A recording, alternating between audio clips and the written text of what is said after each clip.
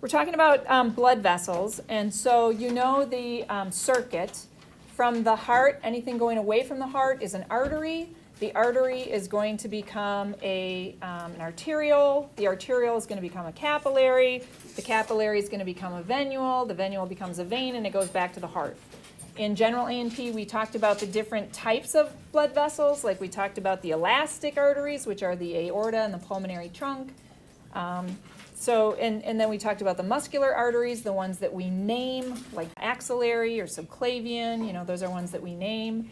We don't name the arterioles. We don't name the capillaries. They kind of hang out in beds. We don't name the venules. Then we have medium-sized veins. And then we have the superior and inferior vena cava, which are the large veins. Okay, so we've talked about that in general A&P. And that's just kind of saying, here's the difference between arteries and veins. Arteries are moving blood away from the heart. Veins are bringing blood toward the heart. The vessel walls are thicker in arteries. That's why if you are to section an artery, it's not going to collapse on you. But if you section a vein, it could collapse. Okay? And then veins also have valves, which arteries don't. Right? So there's just some differences between them. With the arteries, so this is that loop that I was talking about that I went so fast on, but the elastic arteries are the large arteries like your aorta and your pulmonary trunk. So there's only two of those. And they lead into muscular arteries, and these are all those medium-sized arteries, the ones that we name. They branch off into smaller arteries, which are arterioles, and then arterioles become capillaries. And capillaries are the only place where you get an exchange with the interstitial fluid. All the other arteries, they're just a transport system. That's it. And then the capillaries are going to merge together to become venules. Venules merge together to become medium-sized veins, and we name those. Axillary, brachial, all of those, subclavian, right? And then they have valves, so they help to prevent the backflow of blood.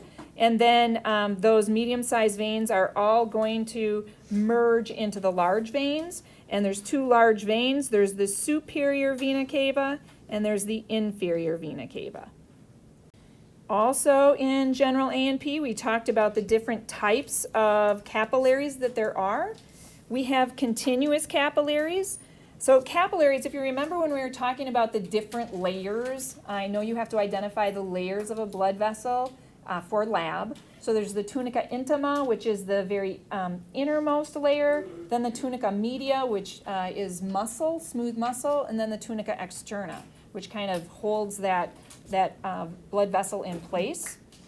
The tunica intima is the very innermost layer of that tunica intima is made out of endothelial cells, so like simple squamous endothelial cells. And so these continuous capillaries, they don't have the tunica media, they don't have the tunica externa. All they have is that endothelial lining.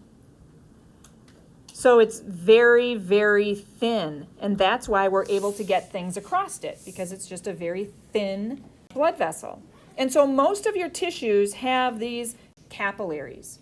There's nothing really special about them other than they're just it's an endothelial lining. It's nice and thin, so things can get across it. Water, ions, small molecules like glucose, amino acids, gases, a bunch of things can get across it.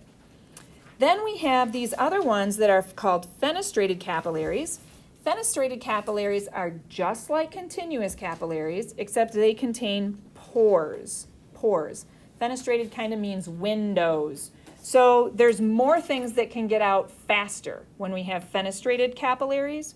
So we think about the areas of the body where you have to get things out of the blood vessels really fast. So we think about the endocrine organs, like your hypothalamus. The hypothalamus is making hormones. It has to get those hormones into the bloodstream fast, right?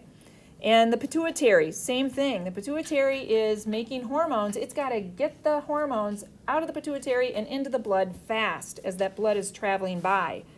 Also in the intestinal tract. So in your intestines, you're absorbing nutrients as it's going through the digestive tract, through those intestines. You want those nutrients to be absorbed quickly. Kidney filtration's another place.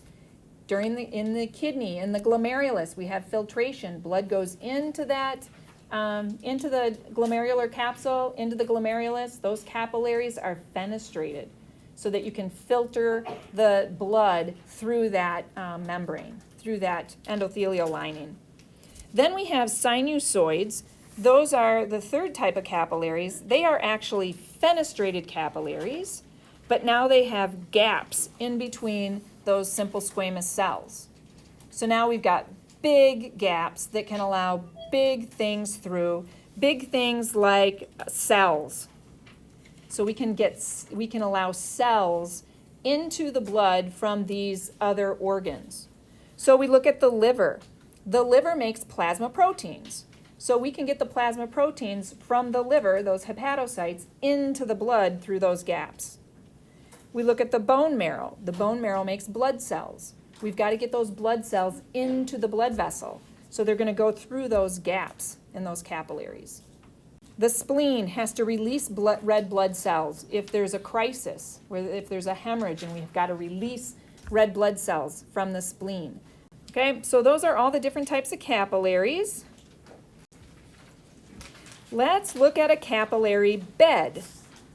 So we have blood that is flowing away from the heart down the arterial. And then the blood is going to go into a capillary bed.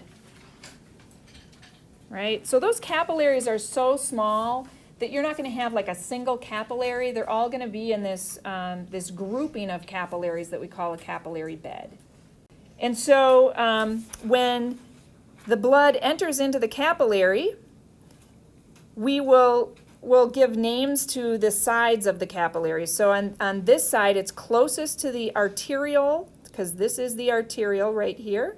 So we say that this is the arterial end of the capillary. And it's moving away from the heart, so it's still full of oxygen, so the blood's going to be red. Then, because we can exchange things in this capillary, oxygen is going to move out, and the blood's going to become more blue.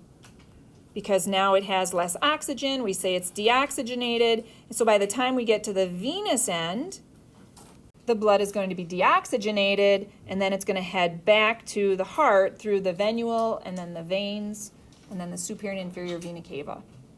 So it's always working in a loop like this. We always move from the arterial end over to the venous end.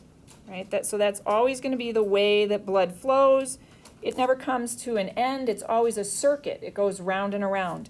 And this is going to be important for us to know, the arterial end and the venous end, because we're going to talk about capillary pressures, and you have to know where each one of those are. Down here at the bottom, this is showing what's called an arteriovenous anastomosis. And sometimes that occurs where you don't really have a capillary then.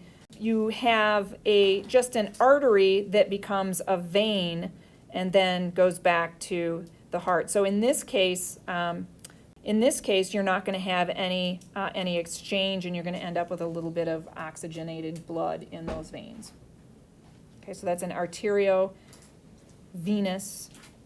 anastomosis. But the capillary bed with the arterial end and the venous end is what I really want you to keep in mind. The veins have valves in them. And so the valves, this is showing, this is the vein here. And you can see the valve. It's a lot like the semilunar valves in the heart. So when blood is moving in this direction, those valves are going to be open. They just are, through pressure, they just open up. But when the heart stops beating and blood tends to move towards gravity, that causes those valves to close. And that way blood doesn't pool down near your ankles, right? So it keeps, those valves help to keep moving the blood towards the heart, not letting them fall down because of gravity. There's some other things about veins. Veins expand easily, like a balloon. And so they can actually store a lot of blood. They can be blood reservoirs. And so we end up calling those the capacitance vessels. Capacitance vessels. And we can get some venoconstriction. Most of the time in here we're going to be talking about the arterioles and arterial constriction. When the arterioles constrict, there's so many of them, there's such a huge cross-section of them that they can really affect your blood pressure. But on occasion, if you have hemorrhaging, your veins will constrict too. But most of the time when we're talking about vasoconstriction and vasodilation, we're talking about the arteries and the arterioles. We're not talking about the veins, venoconstriction. With the veins, there's this thing called the varicose veins, and varicose veins are distended veins. That's when there's a weakening in the vessel walls, in the walls of the veins, and they just distend. They kind of, balloon out. And so we have superficial veins, and some people think that they are unsightly, so they can be shut down through sclerotherapy, through injections. It'll just collapse the vein completely and then get rid of them so you can't even see them through the skin. But sometimes we have deep varicose veins, and those are more of a problem because those can be called the DVTs, a deep vein thrombosis, which is basically a clot it happens in very, in the the blood's moving really slow in those deep veins, and the clot just kind of sticks to the wall of the veins and causes a DVT. Okay, and a person can get their legs are usually where that occurs. Their legs will get really red, and you can tell that the blood's backing up, and they're getting slowing down of blood. It can impair venous return. The concern about these things is that they can dislodge, and when they dislodge, they become an embolus. And emboli can travel up and lodge in maybe your lungs, and that causes a pulmonary embolism, and that's a big issue then.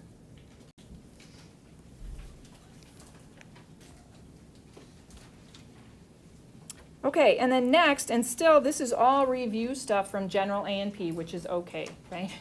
So we're going to continue with this. We're going to talk about capillary pressure and resistance, all right? So this is all about the capillaries. And we're going to talk about capillary blood flow. So that is just how fast is the blood flowing through that capillary. When we talk about blood flow, it's how fast is it flowing, right? Or how much is flowing. Pressure is going to be anything that will increase that blood flow. What's making that blood flow forward, right? That's what pressure is. And then resistance is anything that decreases the blood flow. What's slowing that blood flow down? So there are some different pressures that affect blood flow. So we're going to look at those. The first thing is arterial blood pressure, right? So we're looking at arterial blood pressure means blood pressure in the arteries. So the first artery that we have coming away from the heart is the aorta, and at the aorta, the blood pressure is 120 millimeters of mercury. Okay, so we always measure pressure in millimeters of mercury. So the blood leaves the heart through the aorta, it goes down through the aorta, it starts branching and branching and branching, and finally it gets all the way down to the capillaries. Okay, so this would be the arterial end of the capillary. And at the arterial end of the capillary, the blood pressure is 35 millimeters of mercury. So it's already decreased from 120 all the way down to 35. And then as it moves through that capillary, the capillary is really tiny and red blood cells are moving single file and it's slowing it down quite a bit. And the pressure then at the other end, which is the venous end of the capillary, is going to be 18 millimeters of mercury. And then by the time that blood gets back up to that inferior and superior vena cava, that blood flow has gone down to 0 millimeters of mercury. So it's pretty much at a dead stop. You know, there's not much pressure there. This capillary hydrostatic pressure, we'll see that again. The hydrostatic pressure is just the blood pressure in the capillary. That's what capillary hydrostatic pressure is. So we've got the capillary hydrostatic pressure at the arterial end, and so that's CHP at the arterial end, and then we have the CHP at the venous end. And then that venous pressure was the last one that I talked about, where we went from the 18 millimeters of mercury at the start of that venule, which is at the end of the capillary, and then that goes up to the superior and inferior vena cava, where it becomes 0. Let's look at the 3 things that affect resistance. So we'll start with the first one, which is vascular resistance. So again, if we look at a blood vessel, just so I can show you here, there's our blood vessel, right? Blood flow, that's moving forward, right? Blood flow is moving forward. The hydrostatic pressure, that capillary hydrostatic pressure, is pushing that blood forward. But now we're going to talk about resistance. Resistance is friction. So friction can happen from a couple of things, then we're going to talk about that.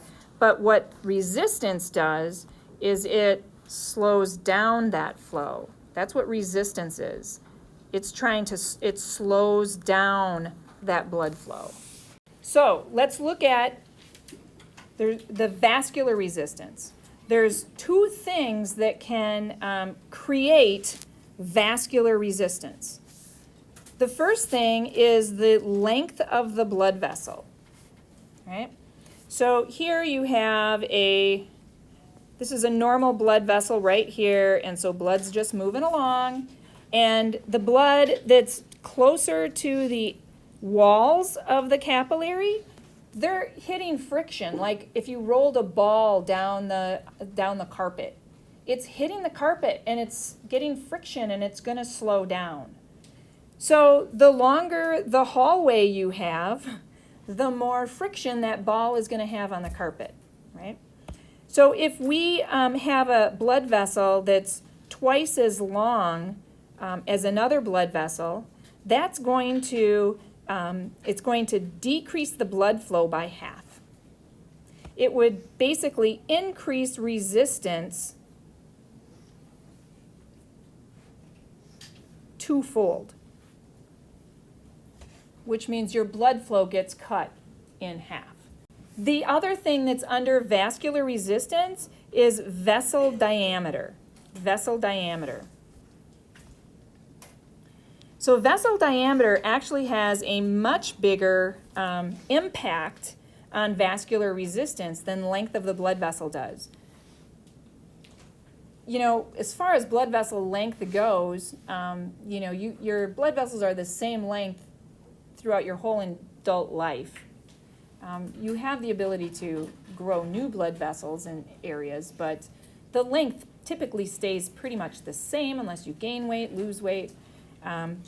But it's just saying that there's one blood vessel that's going to be longer than another blood vessel. Okay, so that's just showing the differences in vessel length in different blood vessels.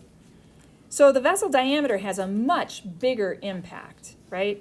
If you have a normal blood vessel, you're having your normal blood flow. and you're getting your resistance on the side.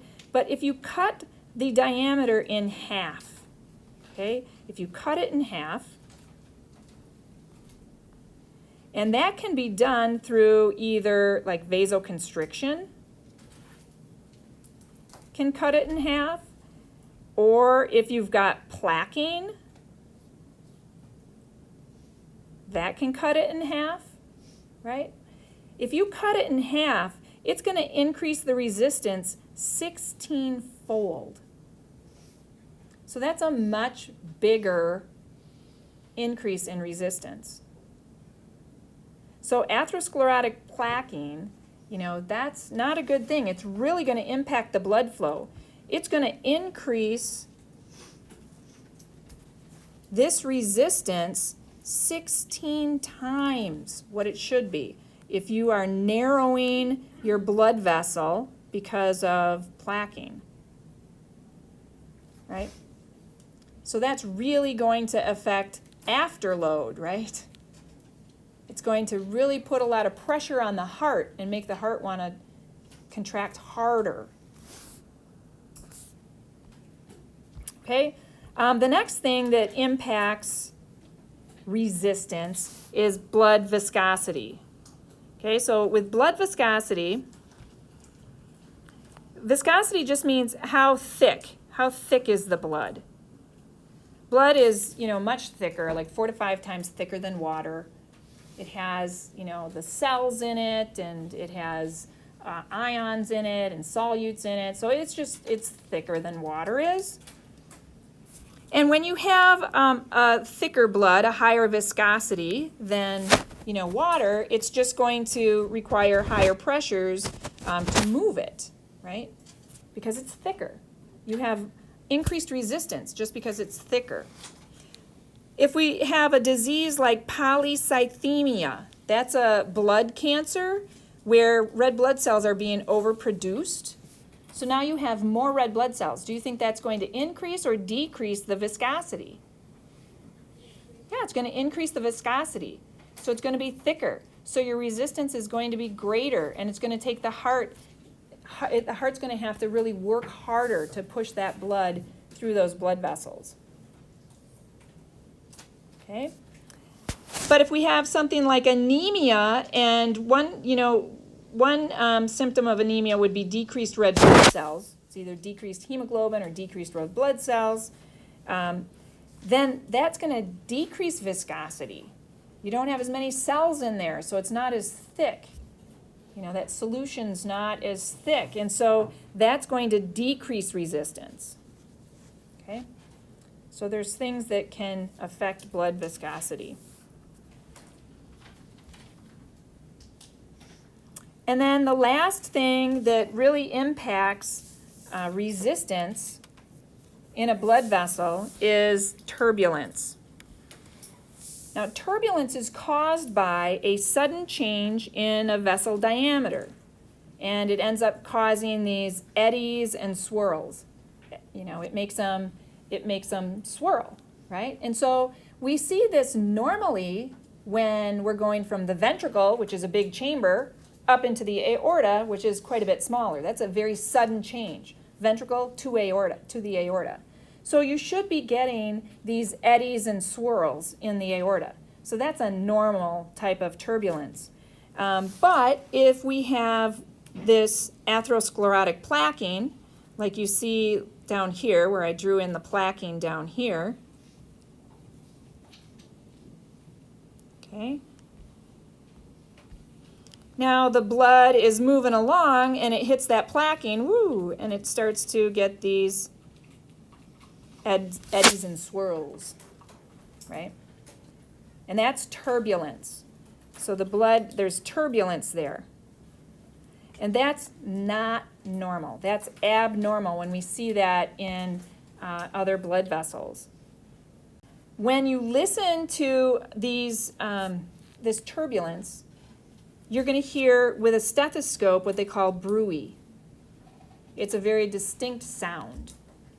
And so you can hear that maybe if they're listening to the carotid arteries, they're listening to the femoral arteries, right? You'll be able to hear these. These would be abnormal here's an overview of some of the cardiovascular pressures.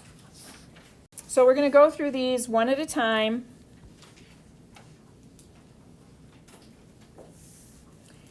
In this chart here, we're talking about the blood vessel diameter,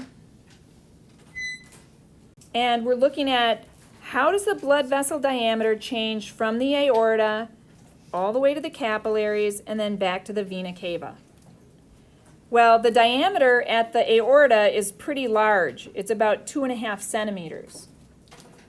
And then by the time you get down to the capillaries, it's very small. And then by the time you get to the vena cava, those vena cava are pretty big again. They have a pretty big diameter.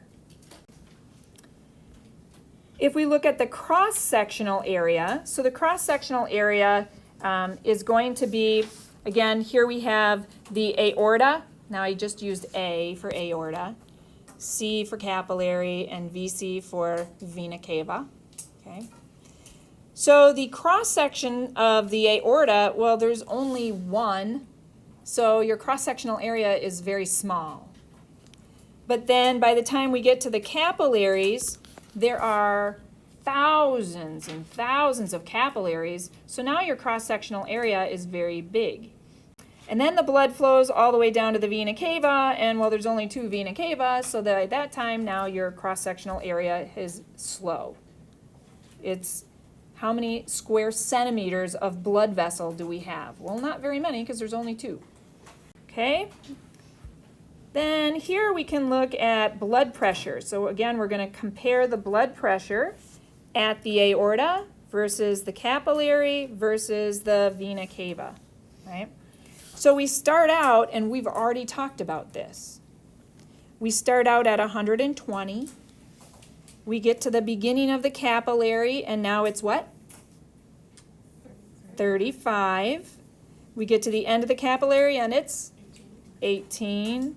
We get to the vena cava, and it's going to be like 0 to 2, pretty much 0 by the time it gets back, right? So that's the pressure.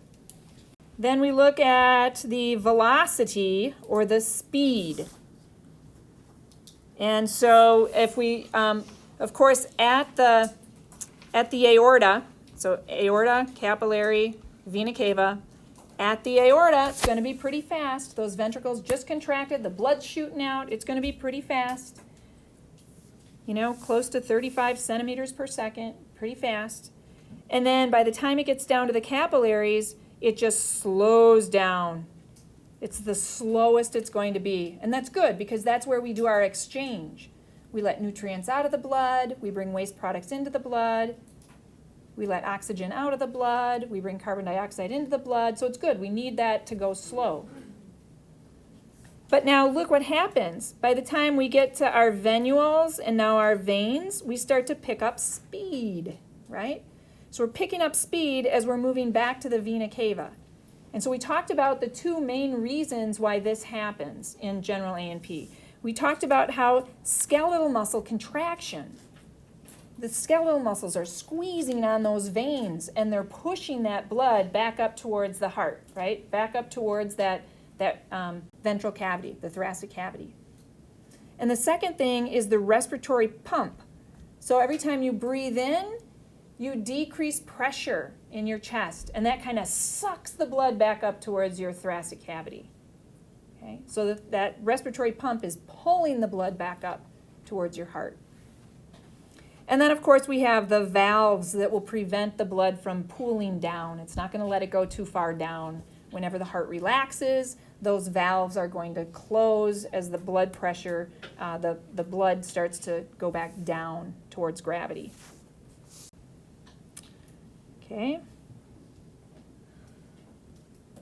All right, so we're going to talk about something that's called mean arterial pressure. So first let's talk about arterial pressure by itself, not mean arterial pressure, but just arterial pressure. So the pressure in the arteries, the arterial pressure has to be high enough to overcome that resistance because we always need blood moving forward. We don't want it to stop. We need it to move forward. So the pressure has to be high enough to overcome that. The arterial pressure is going to rise during ventricular systole. The ventricles contract, so yeah, the arterial pressure is going to increase because blood is being pushed out of the heart. And then it's going to fall during ventricular diastole. So then as soon as the ventricles relax, now the blood pressure, there's nothing pushing it forward, the pressure is going to drop then, right? So at the peak of the ventricles contracting,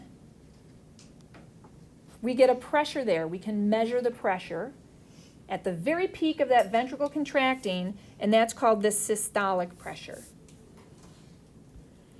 And then when the ventricle relaxes, at the very minimum, as soon as it's as relaxed as it's ever going to be, that's going to be our lowest blood pressure. That is called the diastolic pressure, right? So we end up recording our blood pressure then as systolic pressure and then over diastolic pressure. Systolic over diastolic. So, and normal, we've been saying, is around 120 over 70, right? So that's your systolic pressure at the peak of ventricular contraction, and 70 is your diastolic pressure when your ventricles are as relaxed as they're going to be. The pulse is a rhythmic fluctuation in pressure that accompanies each heartbeat. So if we were to, I'm going to show you on a chart on the next page, but it's like one heartbeat, and you're looking at the pressure of that one heartbeat, okay? The pulse pressure is the difference between the systolic and the diastolic pressures. So this is something that you would have to calculate. It's systolic minus diastolic, that's what the pulse pressure is. So if systolic was 120 and diastolic was 70, pulse pressure would be 50, right.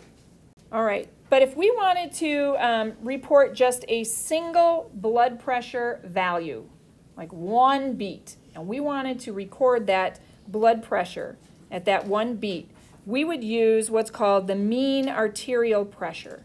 Mean arterial pressure. And the equation for this is the diastolic pressure plus the pulse pressure divided by 3. So you have to know what the pulse pressure is. It's the systolic minus the diastolic. At this picture up here.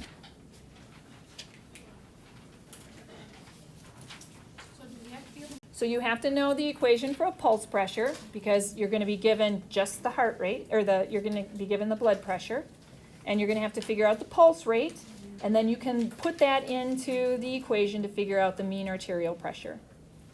And so here we have each individual beat. So you have your heartbeat. So we have systolic, where it's really high, and then we have diastolic, where it's really low, and then we have systolic, where it's really high, and then diastolic, where it's low, systolic, and then diastolic, right? So each one of these curves here, each one of these peaks, that's the pulse. That's the pulse. So to figure out what the pulse is, you take the systolic pressure and you minus the diastolic pressure. You take the systolic pressure minus the diastolic pressure, and that gives you the pulse pressure. The mean arterial pressure then, if we looked at this, this chart here, and we're looking up here, we can see the mean arterial pressure is the mean. It's sort of like in between, taking this all the systolic readings and all the diastolic readings, and let's find just the middle of those. So we're finding the middle of all of those in between systolic and diastolic. That's what the mean arterial pressure is. And to figure that out, again, the mean arterial pressure is equal to the diastolic pressure plus the systolic pressure minus the diastolic pressure divided by 3, right? So if we had a person with a blood pressure of 120 over 90, the diastolic pressure is 90, the systolic pressure is 120, there's the diastolic pressure, so 120 minus 90 is 30. 30 divided by 3 is 10. So our mean arterial pressure would be 100. See, so that's how you figure that out. So yes, you will have to do that on our chapter 21, 22 tests. All right, then next we're going to talk about the exchange that occurs at the capillary. Capillary exchange is just, remember, the capillaries are the only place where you can exchange things with the interstitial fluid. So oxygen can leave the capillaries, carbon dioxide can come into the capillaries, water can leave or come in. There's 3 different processes that are involved with capillary exchange. We have diffusion, filtration, and reabsorption. So I'm going to just explain to you what each one of those things is. We'll start with diffusion, right? So diffusion, we already know what diffusion is. It's the movement from high to low. The movement of solutes from high to low, or the movement of water from high water concentration to low water concentration, right? That's what diffusion is, going from high to low. So when we look in the capillary and we see the diffusion of some of these things, water, ions, glucose and amino acids, which are nutrients, urea, which is a waste product, gases, fatty acids, steroids, those things can all diffuse across the membrane of the capillary. They do it in different ways, but I'm not that concerned that you have to know the exact way that they do it. All right? Are they going right through the endothelial cell? Are they going in between the endothelial cells? I'm not concerned that you know that. You just need to know that diffusion is the movement of these things from high to low. And they can go in either direction. It's always going to move from high to low. But there's some things that are too big and will not be able to diffuse out of the blood. So things like the plasma proteins, those are big proteins. They can't diffuse out.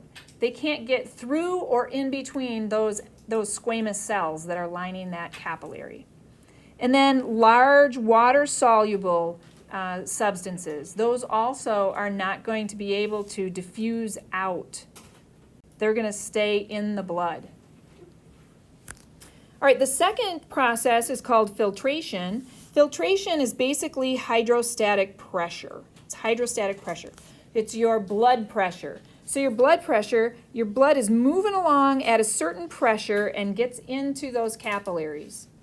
35 at one end, 18 at the other normally, right? But that pressure is driving that blood against the wall of the capillary. So it's pushing things out. So it's pushing things out like water, small solutes. Those are things that can be filtered out of that capillary. So we've got filtration, and filtration is going to be different at the arterial end over here than it is going to be at the venous end over here. Why? Because our pressure drops from 35 to 18. So there's less pressure. You're going to get less filtration over here on the venous end. Higher on the arterial end, it's going to be lower on the venous end. Then finally, the last process that we're going to look at is called reabsorption. And reabsorption is basically done through osmosis. Okay, we did say that water could be pushed through, and we said that water could diffuse through. But this osmosis here, when we look at reabsorption, we'll see that water is going to move towards the solutes. That's what osmosis is, when water moves towards the solutes, right? So here we have water moving into the blood because it's moving towards those suspended proteins. So those suspended proteins in there are creating what we call the blood colloidal osmotic pressure, otherwise known as BCOP. They're creating that pull. They create the osmotic pressure and they're pulling water back into the capillary. Doctors will call it the oncotic pressure.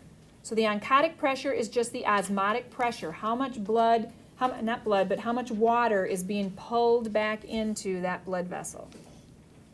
All right, so now let's look at our last pick here. And we're going to look at factors acting across the capillary walls, forces acting across the capillary walls. And we've talked about these forces. We just talked about them.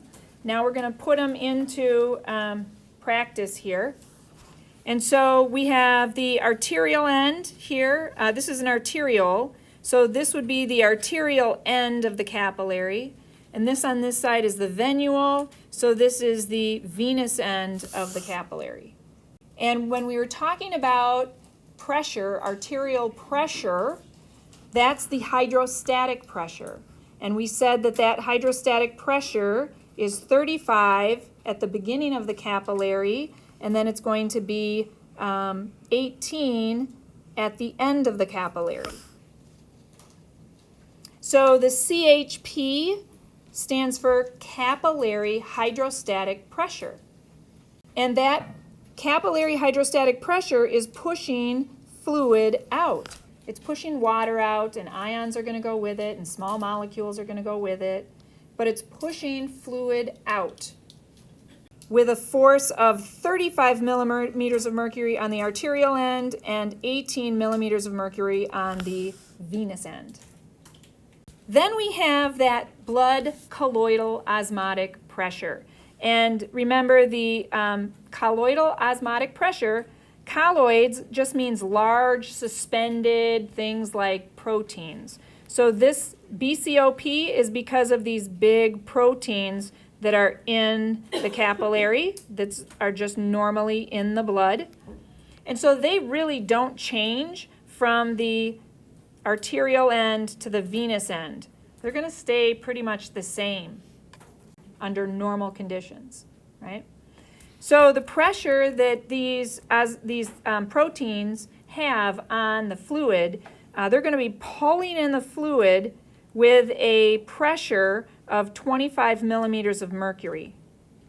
25 millimeters of mercury on both ends. So now we can look at net filtration pressure. Now that we have these numbers, that's what we're going to do. We're going to look at net filtration pressure. There's a couple of other pressures in here that I have not talked about. So if you look in the book, you're going to see these other pressures, but those other pressures basically have a value of 0. It's pressures of what's going on in the interstitial fluid, because that has hydrostatic pressure and that also has colloid pressure. Since they're usually normally 0, we're not going to mention them here, all right? So instead, we're just going to deal with the two pressures that we have, capillary hydrostatic pressure and blood colloid osmotic pressure. So our net filtration pressure is going to be the hydrostatic pressure, so the capillary hydrostatic pressure minus the net blood colloid osmotic pressure. That's what our net filtration pressure is going to be. And then we can tell, is fluid moving out of the capillary or is fluid moving into the capillary? Right? Is it moving out or is it moving in? So let's look at the arterial end. At the arterial end, we have the net hydrostatic pressure is 35 millimeters of mercury. That's the capillary hydrostatic pressure. That's how much pressure is pushing fluid out. And that subtract the net colloid osmotic pressure, And that colloid osmotic pressure is pulling fluid in at 25 millimeters of mercury. So in this case, the net filtration pressure would be 35, which is our hydrostatic pressure, minus the 25, which is our colloidal pressure, and that gives us the net filtration pressure of 10. So our net filtration pressure would be 10 there, right? Now, the more important thing here, though, is we look and we see that the hydrostatic pressure is greater than the osmotic pressure. So that means we have a net movement in which direction? It's the direction that's most important, right? Yeah, we have a net movement. There's more fluid moving out than there is fluid moving in. So we have a net movement of fluid going out at a pressure of 10 millimeters of mercury. Now when we get to the middle, here of the capillary, our hydrostatic pressure is already slowing down. So now our hydrostatic pressure is 25, and our colloid osmotic pressure never changes, so it's still 25. So what's our net filtration pressure going to be right there? 0. So we basically, at the middle of the capillary, have no movement of fluid in or out. And now we get all the way to the end of the capillary. Now we're at the venous end. Our pressure has really dropped. Now our hydrostatic pressure is 18. The colloid osmotic pressure is still 25. So now which direction is the fluid moving? Yeah, more is moving in. At what pressure? Yeah, it's going to be moving in. We'll say that it's -7 because it's moving in, but at 7 millimeters of mercury. It's pulling in at 7 millimeters of mercury. All right, well, ultimately,